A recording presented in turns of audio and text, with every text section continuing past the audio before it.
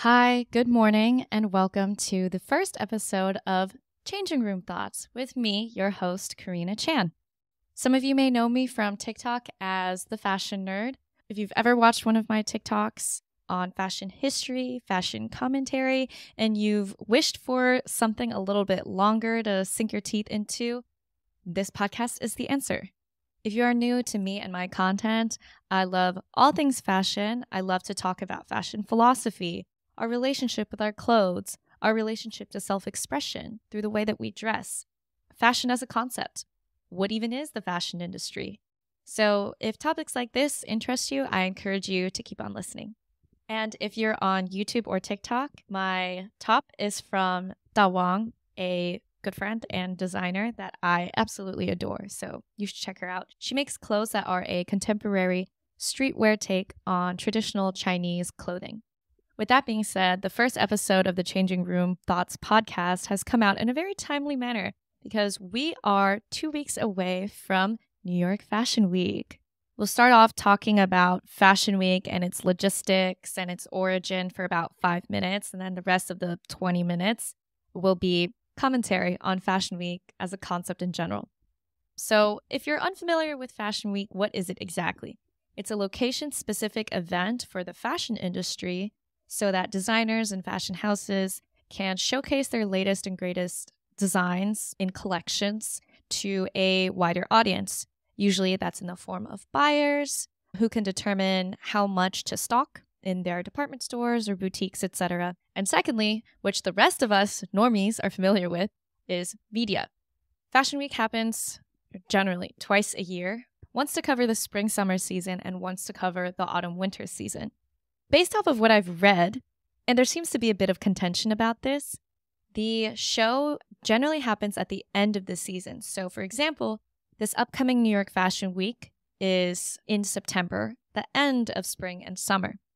But the content of this Fashion Week is meant to be for the next year. You use last season's inspiration to inform next year's work.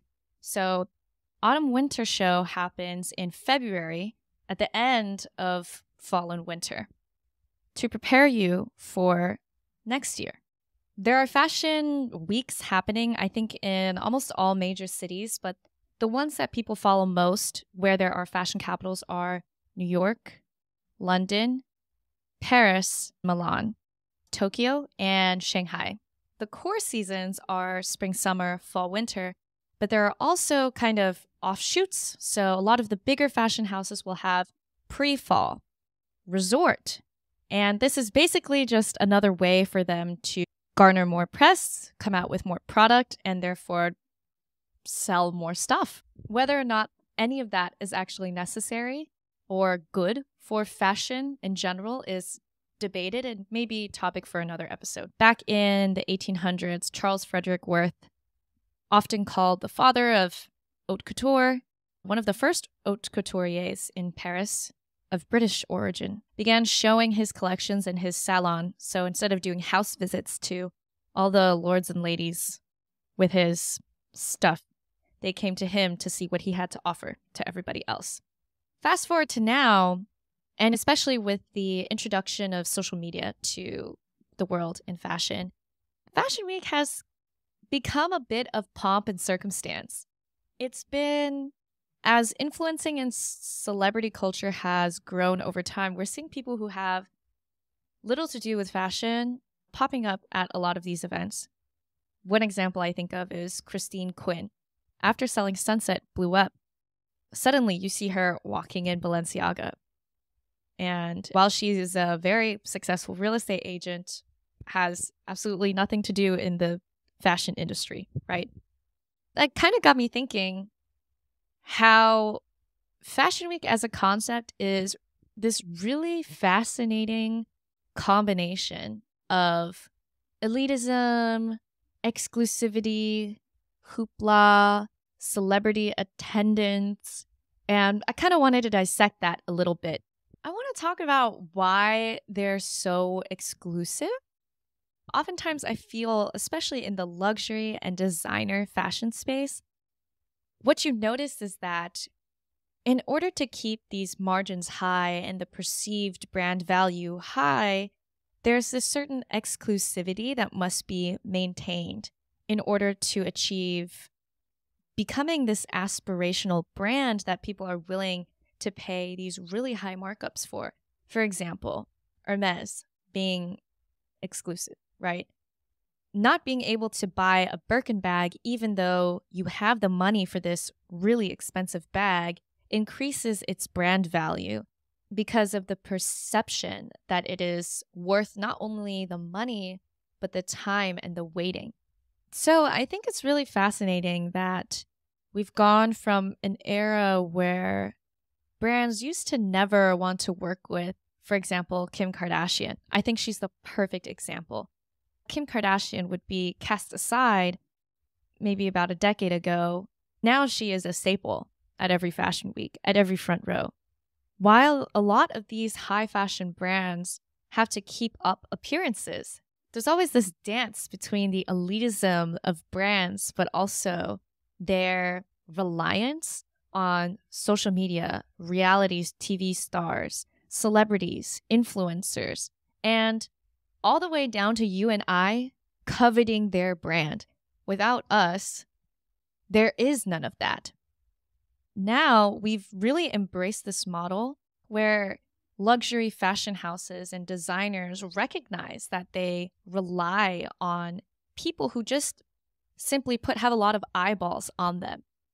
And it got me to thinking, who are all the people attending these really exclusive fashion weeks and what value do they bring to these brands? And I started to think really deeply about this because I was invited to the Diotima show, which I am so excited for. This is the first time I've ever attended Fashion Week. I've ever participated in Fashion Week. It's always been a dream of mine. So thank you for having me.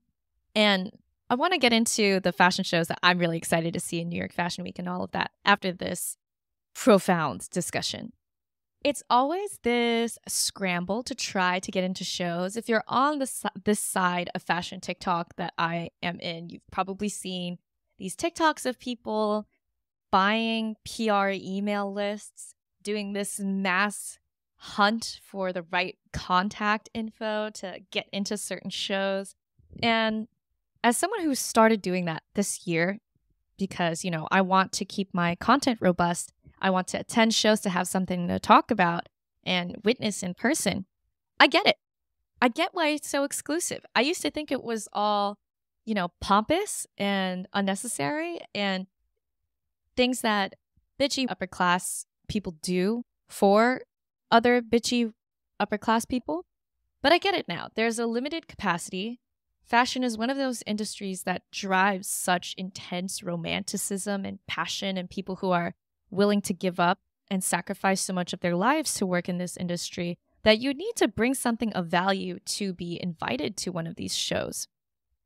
I've created kind of a mapping between the categories of people that I notice go to fashion shows and also what value they bring that aren't necessarily, stockists or store managers or department store branch executives. The first category, which we've already kind of touched upon, is celebrities and influencers. The Christine Quinns, the Kim Kardashians, and the value that they bring to these brands is quite obvious. Celebrities, influencers, or brands are all just using each other to gain notoriety. Christine Quinn attending Balenciaga elevates her brand value as the association to a esteemed fashion house brings her perceived value, while also Balenciaga benefits from people who follow Christine for her lavish, extravagant, and expensive lifestyle. Look at Balenciaga as an extension of that. The second category is fashion writers and editors. Obviously, the value that they bring is press for that brand. But I kind of have a bone to pick with this category of people. Oftentimes, what fashion journalists do when they attend these shows is write opinions on what they think about the collection, the designer, and the show. And of course, fashion is quite subjective, but it often feels as though these pieces are being written by a bitchy white feminist upper class voice for a bitchy white feminist upper class audience. And that's just something I've kind of gotten over time reading fashion reviews. So I've kind of just stopped altogether because I often disagree with them. And I like just forming my own opinions on what I think about collections. But I also feel, and I don't know if there is some kind of monetary incentive happening behind the scenes for this, it also feels like these outlets often gas up already well-established designer brands. I'm thinking Dior, Louis Vuitton menswear, up until, Pharrell, which has been all over the place between Virgil and Pharrell, when there kind of objectively is no merit. Like, if you're on fashion commentary TikTok, the butt of the joke is always Maria Grazier's time at Dior and how boring every single collection is. They all look the same. And you are not likely going to find on Vogue Runway a scathing review of Maria Grazier. So this is a tangent, but I do feel that there is quite a hole to plug in the market for a more diverse publication and their thoughts on fashion. That's just something I think would be really nice. And oftentimes, the intrusive thought is, what if I and all of my fashion commentator friends on TikTok created a publication? I think that'd be pretty good. Anyways, the next category of people that you see at fashion shows in attendance are buyers, clients, people who consume the brand, esteemed and loyal patrons. For example, one scene that kind of sticks in my head as a core memory of reality TV is on Bling Empire when Jamie Xie and Christine Chu were beefing. And Jamie Xie is this bona fide, this girl lives and breathes fashion. She lives to serve a look. And she attends a lot of these fashion shows as someone who just is this style icon and appreciator of beauty. And she kind of famously shaded Christine while they were beefing, saying, oh, at shows, there's people like me who come to serve a look and who appreciate the design. And then there are people like Christine who just buy their way into the shows. All shade aside, I'm sure that a reality TV show is going to portray things and edit things in a way to push a yummy story that we love to see and get addicted to watching for monetary purposes. But, if Christine is getting into these shows because she is able to spend so much money on haute couture, that's fucking badass. Like, if I were rich, I'd want that too. So power to her. She seems like a lovely person outside of that show. And I also love her friendship with Chriselle Lim. It's just so funny to see all your reality TV stars being friends in person. I also think about Chelsea Lascani popping up on Jackie Ina's birthday. Random pop culture things I've noticed. Anyways, so buyers, that's another category. And honestly, even Christine showing up in this category is quite interesting to me because usually when I think of the buyer, of the patron of a brand like that spends so much to the point where they get invited to these shows, in my head I think of a geriatric old woman who swears by their Chanel suit. So I guess it's quite interesting to have someone like Christine in attendance. Then the last category of attendees at fashion shows and front rows that I find quite interesting are other creatives or culturally relevant icons that the brand is expressively interested in as either muses or they just like the vibe. So for example, I don't want to butcher this pronunciation, but Kana Chasing Horse, an indigenous model who is often at the forefront of Chloe and Gabriella Hearst's projects. Gabriella Hearst is the creative director of Chloe, who is stepping down But I find this really cool because Gabriella Hearst cares a lot about sustainability. And Kana Chasing Horse is a great muse because she has lobbied against oil leasing, fought for land protection, and Indigenous people's rights. So when brands do things like that, it kind of restores my faith a little bit in fashion to be original and meaningful and values driven. So those are kind of the people that I've noticed from the outside looking in. And now I want to talk about who I'm excited to see and why. So what shows are the fashion girlies excited for? Obviously, I'm excited to see Diotima is nominated for the CFDA award this year and is the brainchild of Rachel Scott, a Jamaican designer. And Diotima focuses a lot on knitwear. It's very crochet forward. And Rachel Scott has put a lot of effort into sourcing the right artisans. I think innovative knitwear is one of those techniques that will never go out of style. There's something so magnetic about the handmade and textural quality of crochet that I think is universally appealing. Let me pull up the Fashion Week calendar. Mirror Palais. Okay. I really loved the last Mirror Palais collection, which was very, I hate to use this word, Catholic core. I don't know. Something about it. Very dark romanticism, very like medieval themes, very dark feminine. And I just love the way that Mirror Palais honors the body and specifically this image of Cindy Kimberly wearing a sheer white gown down the aisle. It was just really beautiful. Peter Do for Helmut Lang.